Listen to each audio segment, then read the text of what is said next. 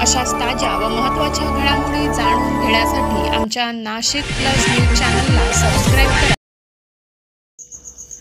ओम साई भक्त पालखी मंडळातर्फे यावल ते शिर्डी पदयात्रा वर्ष 12वे। दरवर्षाप्रमाणे यावर्षीही 23 डिसेंबर ते 31 डिसेंबर ही पायी पदयात्रा साईबाबांच्या नामस्मरणाच्या गजरात मोठ्या जल्लोषात पालखी साईबाबा शिर्डीकडे निघाली। नाशिक प्लस न्यूज साठी लक्ष्मण चोरमुंगे।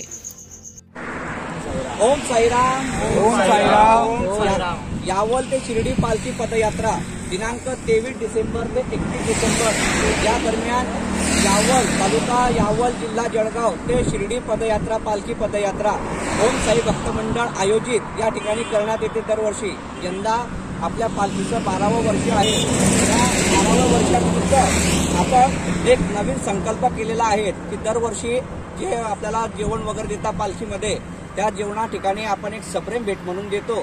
तर यंदा आपण गोमातेची मूर्ती दिलेली आहे, जेणेकरून गोमातेचं संरक्षण व्हायला हवं या उद्देशाने आपण या ठिकाणी पालखी पदयात्रा तयार केलेली आहे।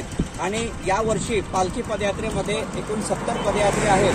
सर्व आनंदाने उत्साहाने बाबांच्या नामस्मरणात जय घोषामध्ये पालखी जात असते। आज आपल्या पालखीचा दुपारचा जो मुक्काम आहे तो आरवी या गावाला आहे आणि संध्याकाळचा जो मुक्काम आहे संध्याकाळचा मुक्काम जोडगे गावाला आहे।